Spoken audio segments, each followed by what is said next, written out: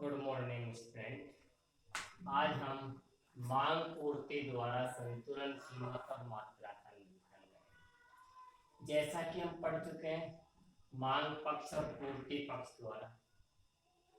मांग पक्ष क्रेता द्वारा की जाती है और पूर्ति विक्रेता द्वारा। तो बात करें संतुलन कीमत या साम्य कीमत की। साम्य कीमत या संतुलन कीमत वह स्थिति है जिस पर बाजार में मांग और पूर्ति बराबर होती है।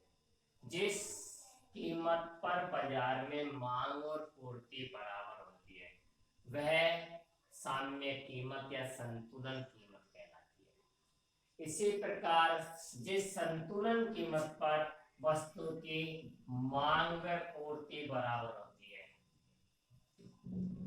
वहां पर बाजार में संतुलन मात्रा का निर्धारण होता है। इसे हम किसी भी काल्पनिक तालिका द्वारा समझा सकते हैं, जैसा कि इस तालिका से स्पष्ट है।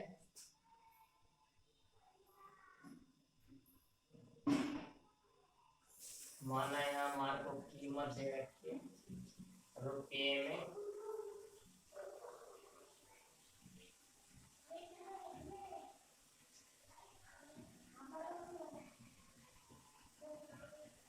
मांग मात्रा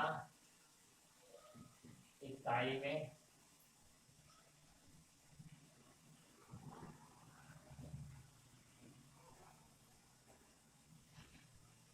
पूर्ति मात्रा भी इकाई में।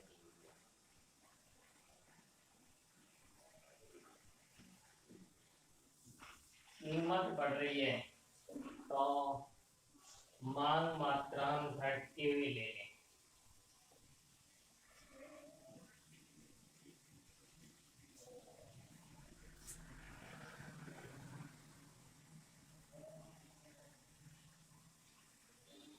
और पूर्ति मात्रा बढ़ती हुई लें।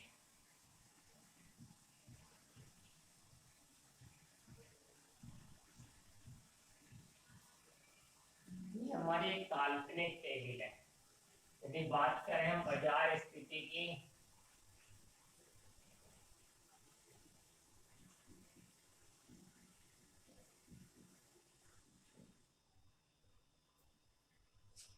तो उपरोक्त तालिका से स्पष्ट है कि जहां पर वस्तु की कीमत 3 रुपये है वहां बाजार में मांग और पूर्ति बराबर है। अर्थात इस स्थिति में बाजार संतुलन स्थिति में होगा और यही हमारी साम्य कीमत होगी 3 रुपये, और ये हमारी साम्य मात्रा होगी 300 इकाई। मांग के नियम अनुसार हम जानते हैं कीमत के बढ़ने पर मांग कम होती है और पूर्ति ज्यादा होती है। अर्थात 3 रुपये से कम कीमत पर हमारी यहाँ देखें तो demand is greater than supply. इस स्थिति में कीमतें बढ़ती हैं और एक स्थिति मांग पूर्ति संतुलन की आती है, जहां हमारी संतुलन अवस्था को दिखाया गया है। अब देखें तो अधिक कीमत पर पूर्ति ज्यादा है और मांग कम है, अर्थात demand is less than supply. इस प्रकार तालिका से स्पष्ट है कि 3 रुपये प्रति इकाई कीमत पर ही उपभोग बाजार में संतुलन कीमत और मात्रा का निर्धारण होता है। यही हमारी साम्य कीमत कहलाती है और ये हमारी साम्य मात्रा है। इसे निम्न रेखा चित्र द्वारा समझाया जा सकता है।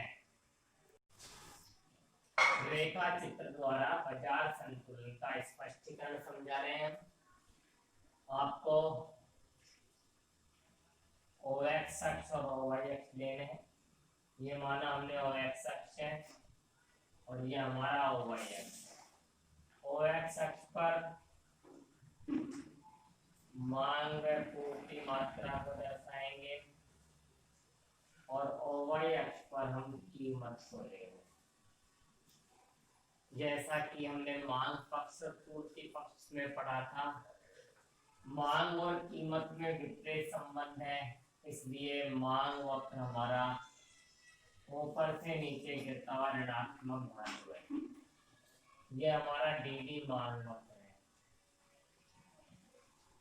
और ये हमारा सप्लाई कर्व है एस।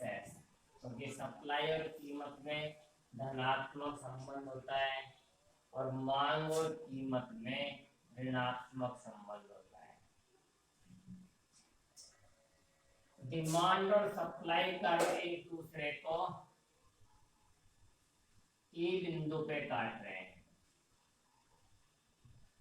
यही हमारा संतुलन कीमत का निर्धारण करता है।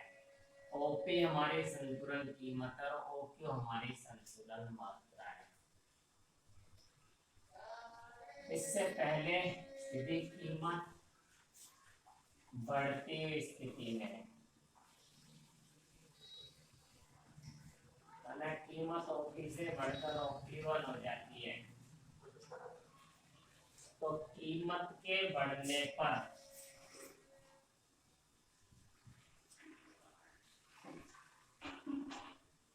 Demand is less than supply. ये हमारी पूर्ति आधिक्य की स्थिति है।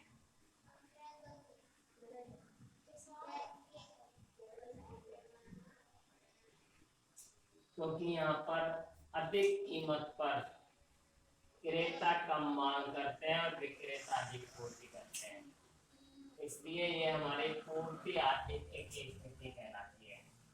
पूर्ति आधिक्य की स्थिति में जब बाजार में पूर्ति ज्यादा होती है और मांग कम होती है, तो विक्रेताओं में कंपटीशन होता है और वो अपनी कीमत को कम कर उस बिंदु तक लाते हैं जहाँ हमारी मांग और पूर्ति बराबर हो जाए, यानी बाजार संतुलन स्थिति में हो। इसी प्रकार यदि हम देखें कीमत कम हुई, ओपी से गिरकर यदि ओपी 0 हो जाती है,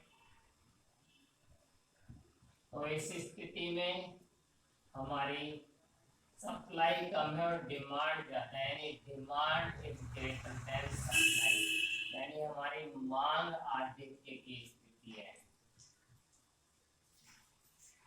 मांग ज्यादा है, यहाँ पर कम कीमत पर मांग ज्यादा होगी, इसलिए अब क्रेताओं में कंपटीशन हो। जो पहले व्यक्ति नहीं खरीद रहे थे किसी सामान को, वो भी अब खरीदने लगेंगे। कीमत दोबारा बढ़कर संतुलन की ओर अग्रसर होगी। इस प्रकार बाजार में प्रक्रिया चलती रहती है और मांग आधिक्य और पूर्ति आधिक्य के बीच में एक ऐसी स्थिति जहां पर हमारी डिमांड और सप्लाई बराबर है, वो प्राप्त होती है बाजार में। जिस स्थिति में बाजार में मांग और पूर्ति बराबर है, वही हमारी संतुलन कीमत और मात्रा का निर्धारण करेगा। इस प्रकार इस चित्र से स्पष्ट है, ओपी कीमत हमारी संतुलन कीमत है और ओक्यू हमारी संतुलन मात्रा है। इस प्रकार मांग और पूर्ति द्वारा संतुलन कीमत और मात्रा का निर्धारण किया जा सकता है।